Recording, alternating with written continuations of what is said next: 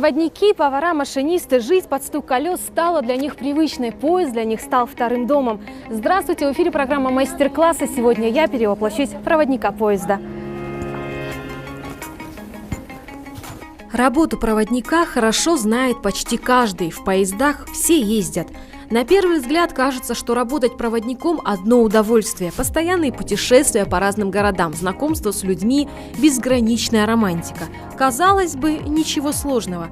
Так ли это на самом деле? Рабочий день проводника начинается за 4 часа до отправки поезда. Перед каждым рейсом поездная бригада проходит инструктаж по технике безопасности и культуре общения с пассажирами. Подготовка к дороге начинается с пассажирского участка. Все проводники собираются на планерку, где зачитываются приказы. Также на планерке проверяются все документы проводника: санитарная книжка, формуляр, где отмечено прохождение медкомиссии, сдача экзамена, удостоверение личности и прочие документы в соответствии со специализацией. Затем начальник поезда распределяет их по вагонам. Сейчас руководством Федеральной пассажирской компании поставлены задачи усилить контроль над обеспечением комфортной перевозки пассажиров. Мы провели огромную работу по исключению провозки безбилетных пассажиров, сторонних отправлений. Нами проделана огромнейшая работа. Последний год могу с уверенностью сказать, что у нас не было случаев провоза безбилетных пассажиров и сторонних отправлений. После инструктажа проводник отправляется в свой вагон. Здесь все должно находиться на своих местах и исправно работать. На тщательную проверку всего вагона у проводника есть не более 2 часов. Проводник – хозяин вагона, он обязан следить за его чистотой. Теперь в ближайшие несколько дней эти обязанности лягут на плечи хрупкой Элизабет Малаховой. Это служебное купе проводника. Здесь находится весь инвентарь. Это фонари, с которыми провожаем станцию. Сумка главного кондуктора, потому что в хвостовом и головном вагоне бывают проводники хвостового вагона. Они обязательно должны провожать станцию днем флажками, ночью фонарями. Вот у нас есть книга съемного инвентаря.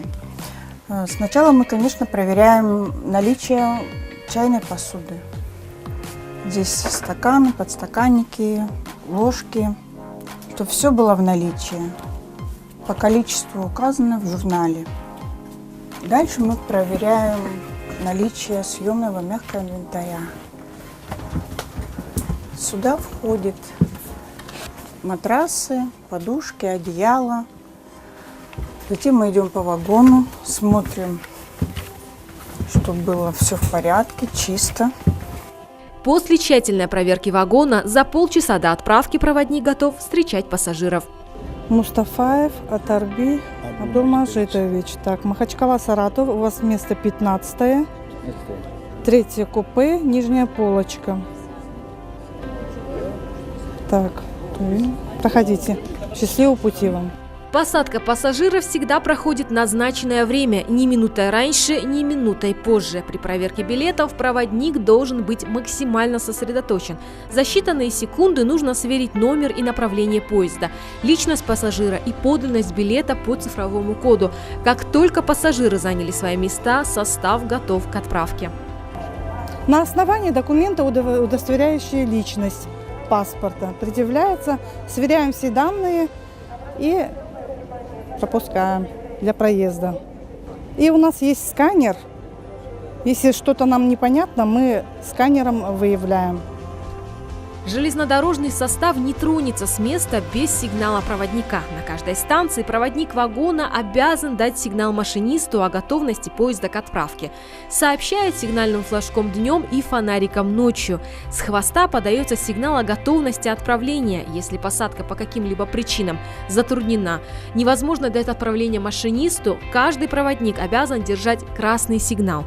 До тех пор, пока не будет снят красный сигнал, машинист не имеет права дать отправление поезду. Как только ситуация разрешилась, проводники всех вагонов, дублируя друг друга, подают сигнал желтым флажком. Это значит, что трогаться можно. Такую ответственную работу поручают только опытным проводникам.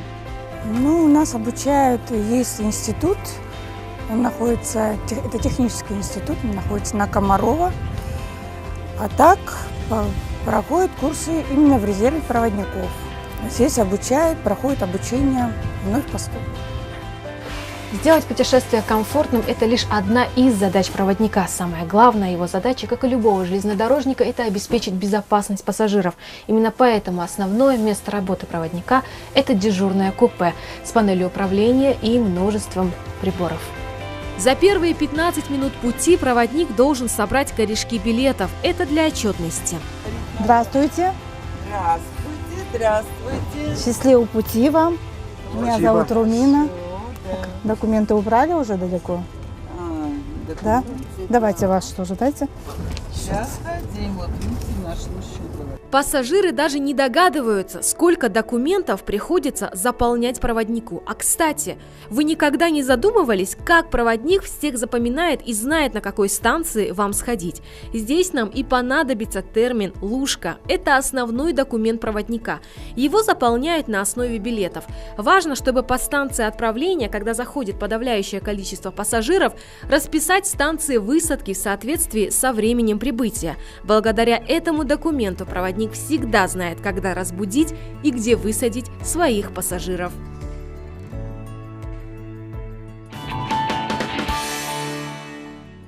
Сегодня я провела свой день с проводником и поняла, что это очень интересная и романтичная профессия. Если вас привлекают путешествия, сменяющиеся за окном пейзажи и приключения, то эта профессия для вас. Ну, дорогие друзья, на этом я с вами прощаюсь. Это была программа «Мастер-класс». До новых встреч!